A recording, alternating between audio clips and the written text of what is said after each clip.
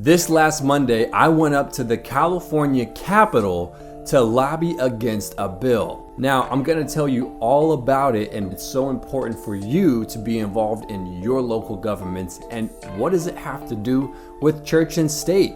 I mean, so often we hear from Pelosi and Pope John Paul II that abortion is murder. What I agree on is that whatever I believe or agree with the popes on is not necessarily what public policy should be in the United States.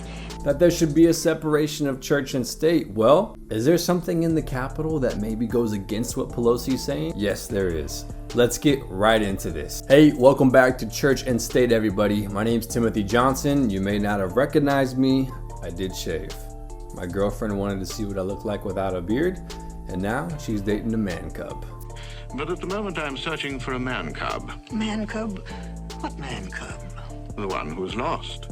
Different kind of setup today. I'm traveling, so we have to make do here in the hotel room. And before we begin, make sure to hit the like button and hit the subscribe for Red Liberty Media also. We're growing a whole lot. I mean, Red Liberty's doing some amazing stuff. We were just at a Turning Point USA event.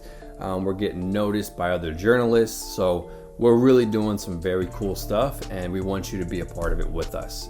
Not only that, but make sure you use code RED to buy your pro-life coffee at 7 Weeks Coffee. So let's get into this. Last Monday, as I said, I went up to the California Capitol. I took off from work, used my own funds, and flew all the way up there to lobby against a bill that was going to be heard that week. The bill was SB 866, and it's still being heard. It would allow minors to get a COVID vaccine, and the key is without parental consent. Basically, if a 12-year-old or a 15-year-old wanted to go get a vaccine, they could do it and the parents wouldn't know anything about it. The bill's bad. That's besides the point.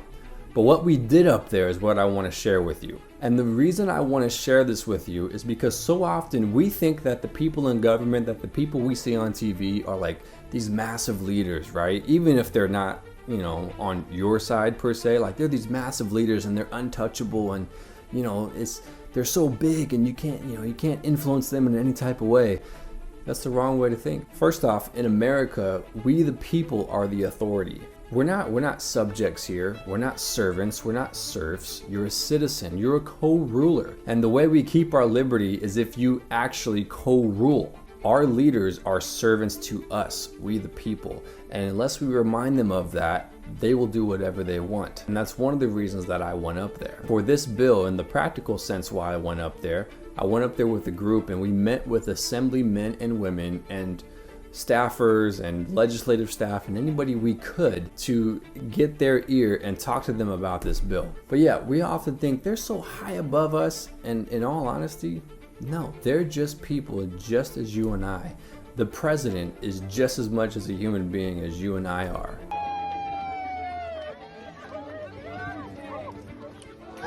He has the same hopes, dreams, I wouldn't say brain power maybe. He has the same type of feelings that we all experience. Same as the Senate, same as your Congress, same as your state legislators. And so they're just people, same as you and I are. They're just in a different position.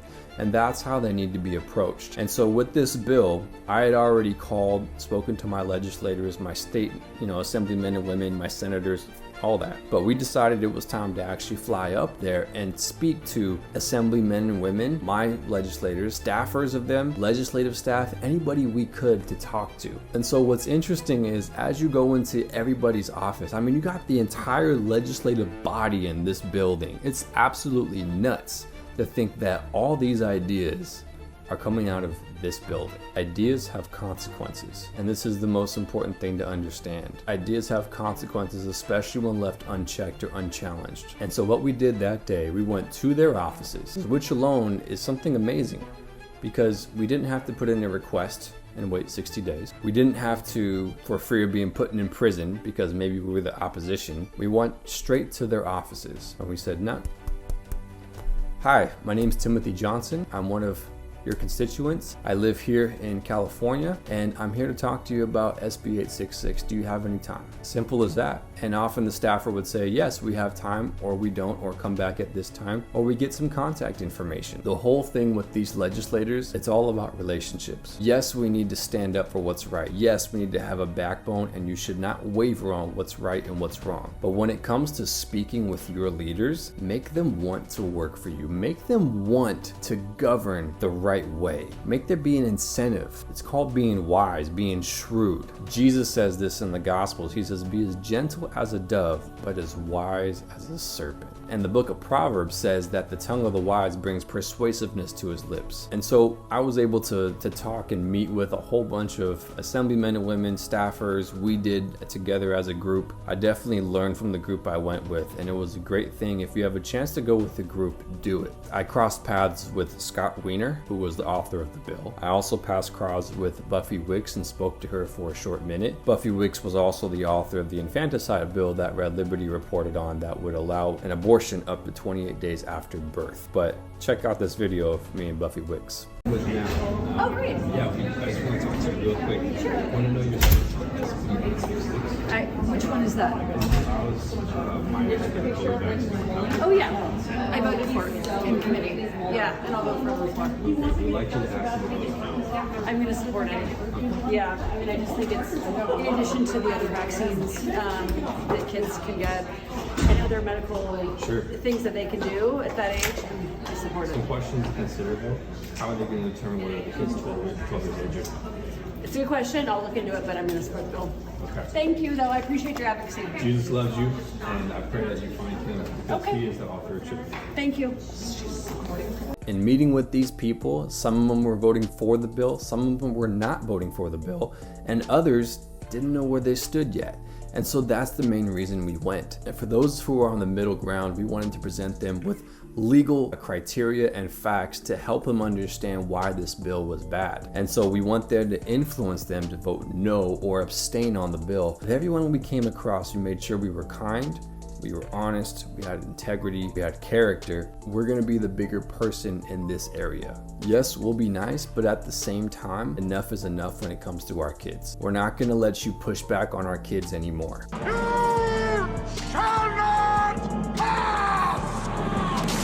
The reason why I'm telling you this story is you can do the same thing. Maybe it's not your cup of tea to actually go do that, but maybe you can support someone who can't. You need to find somewhere to be in this fight. You need to either be a George Washington and be on the front lines, or be a John Hancock and support those who are on the front lines. There's a Bible verse that says, to him who knows what is right and does not do it, it is sin. In other words, if you know the right thing to do and you're not gonna do it, you say, I'm just gonna be passive.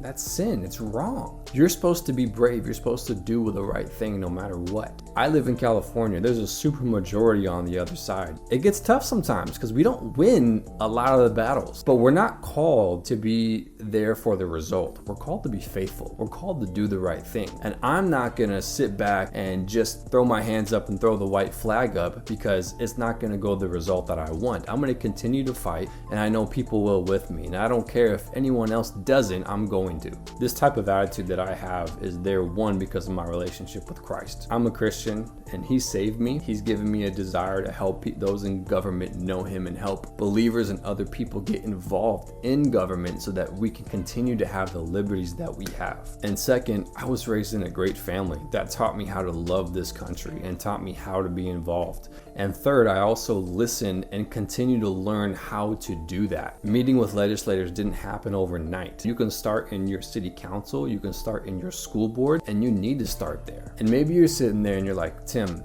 man, what do I do? I mean, talking to them is so hard. You just need to be the same person you are in public as you are in private. Same beliefs that you hold in private, you need to have those in public. And so if you see something wrong, speak up about it. Be bold. Fear is contagious, but so is courage. It's a lot easier than you think, and you can do it, and you can help someone else do it as well. America needs you. And no, we're not called to do everything, but we're called to do everything that we can. I also got the tour of the Capitol, and guys, just to tell you, California is not in a good place. All things that are not one of the signs of a healthy state. It's what happens when you lose the truth of God. But a lot of our leaders, including Nancy Pelosi, says church and state, there should be a separation. But check this out. This guy, Thomas Starr King, has a monument in the Capitol grounds. Now, who is he? He was a preacher. In fact, he's recognized as the Apostle of Liberty. He was from San Francisco, and he's credited with keeping California in the Union and not seceding to the South during the Civil War. Here's a preacher who was involved in the state, church, state. Someone who was involved for the betterment of everyone else. And if our leaders are going to say there has to be a separation, guess what? The only separation is from the state telling the church what to do, not the church being involved in the state. Because the left, the ideology of the left, they have core beliefs as well. And the leftism is their religion. Every person worships something. You all choose what you are going to worship. Is it going to be God, or is it going to be government? Is it going to be the one true God, or is it going to be human wisdom, which is actually just foolishness? And so this is the cosmic battle, and all you have to do is pick up your sword, pick up your telephone, go on the internet, look up who your leaders are, your assemblymen and women, your state representatives, your local governments, your city councils, and start making relationships with them.